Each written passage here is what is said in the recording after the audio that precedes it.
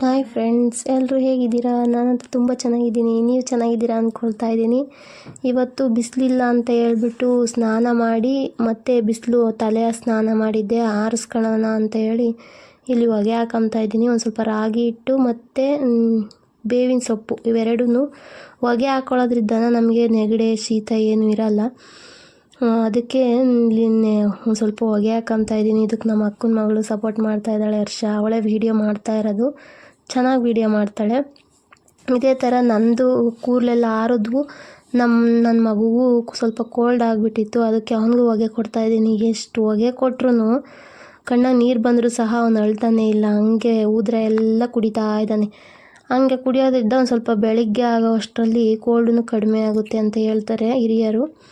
ಇವಳೇ ನೋಡಿ ನಮ್ಮ ಅಕ್ಕನ ಮಗಳು, ಫೋಟೋ ಸೆಂಡ್ ಮಾಡಿದ್ದೀನಿ. ಇದೇ ಥರ ನಮ್ಮ ಮನೆ ಮುಂದೆ ಒಂದು ಮಾವಿನ ಗಿಡ ಇತ್ತು. ಆ ಮಾವಿನ ಗಿಡದಲ್ಲಿ 2 ಮಾವಿನಕಾಯಿ ಬಿಟ್ಟಿದ್ವು. ಈ ಕಾಲದಲ್ಲೂ ತುಂಬ ಖುಷಿ ಆಗುತ್ತೆ. ಎಷ್ಟು ಚೆನ್ನಾಗಿ 2 ಮಾವಿನಕಾಯಿ ಅಪರೂಪಕ್ಕೆ ಬಿಟ್ಟಿದ್ದಾವಲ್ವ, ಅದಕ್ಕೋಸ್ಕರ. ಅದೇ ಥರನೇ ಈ ಕಡೆ ಬಂದರೆ ಒಂದು ಗೆಣಸಿನ ಗಿಡ ಹಾಕಿದ್ರು ನಮ್ಮಮ್ಮ. ಆ ಗೆಣಸಿನ ಗಿಡನ ನೋಡೋಣ ಅಂತ ಹೋದರೆ ಅಲ್ಲಿ ಕೂಡ ಗೆಣಸು ಬಿಟ್ಟಿತ್ತು. ಒಂದೇ ಒಂದು ಫುಲ್ಲು ದಪ್ಪ ಆಗಿಬಿಟ್ಟೈತೆ. ಆ ಮಣ್ಣು ಸ್ಮೂತಾಗಿರೋದ್ರಿಂದ ಅದು ಉಬ್ಬಿತ್ತು. ನೋಡೋಣ ಅಂತ ನೋಡಿದೆ, ಒಂದೇ ಒಂದು ಬಿಟ್ಟಿತ್ತು. ತುಂಬ ಚೆನ್ನಾಗಿ ದಪ್ಪ ಆಗಿಬಿಟ್ಟೈತೆ. ಇನ್ನಿದ್ದವೆಲ್ಲ ಬೇರೆ ಥರ ಇದ್ದಾವೆ. ಇನ್ನೊಂದು ಫೆಬ್ರವರಿ ಮಾರ್ಚ್ವರೆಗೂ ಕಳಿಬೇಕು ಅದನ್ನು. ಅದು ಆ ಥರ ಕಳಿದ್ರೆ ಅವು ದಪ್ಪ ಆಗ್ತವೆ. ಹಾಗಾಗಿ ಒಂದೇ ಒಂದು ಬಿಟ್ಟಿತ್ತು. ನೋಡೋಣ. ನನಗೆ ಗೆಣಸು ಅಂದರೆ ಸಖತ್ತು ಇಷ್ಟ, ತಿಂಬಕ್ಕೆ ತುಂಬ ಇಷ್ಟನೇ. ಯಾರಾದರೂ ತರಕಾರಿಯವ್ರು ಬಂದುಬಿಟ್ರೆ ಫಸ್ಟ್ ಕೇಳೋದೇ ಗೆಣಸು ಕೇಳ್ತಾ ಇರ್ತೀನಿ. ಆ ಥರ ಕಿತ್ತೆ. ಆದರೆ ಈಗ ತಿನ್ನೋ ಆಗಿಲ್ಲ, ಬಾಣಂತಿ ಅಲ್ವಾ, ಹಂಗಾಗಿ ತಿನ್ನೋ ಆಗಿಲ್ವಂತೆ. ಇದು ವಾಯಿ ಪದಾರ್ಥ ಅಂತ ಹೇಳ್ಬಿಟ್ಟು ನನ್ನ ಮಗನಿಗೆ ಫೀಡ್ ಮಾಡ್ಸೋದು ಬಿಡಿಸಿದ್ಮೇಲೆ ಇದನ್ನು ಆರಾಮಾಗಿ ತಿನ್ಬೋದು. ಅಲ್ಲಿವರೆಗೂ ಕಾಯಬೇಕು. ನೋಡಿ, ಈ ಗಿಡ ಅಂತೂ ತುಂಬ 2-3 ತಾಗೆ ಇಕ್ಕಿದ್ರೂ ಈ ಥರ ಗೆಣಸು ಬಿಟ್ಟೇ ಇರಲಿಲ್ಲ. ಈ ಕಡೆ ತಗೊಂಡು ಮನೆ ಮುಂದಕ್ಕೆ ಒಂದು ಸ್ಮೂತಾಗೈತೆ ನೆಲ ಅಂತ ಹೇಳ್ಬಿಟ್ಟು ನಮ್ಮಮ್ಮ ಇಟ್ಟಿದ್ರು.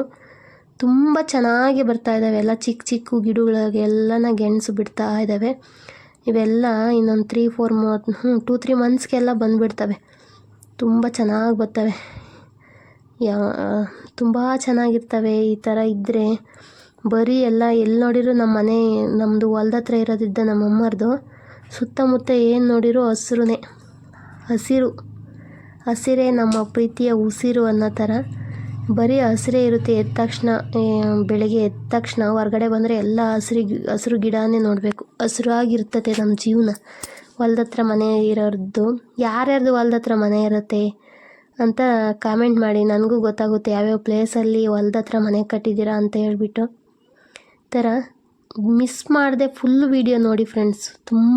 ತುಂಬ ಚೆನ್ನಾಗಿರುತ್ತೆ ಈ ಥರ ಹಳ್ಳಿ ಜೀವನ ನೋಡೋಕ್ಕೆ.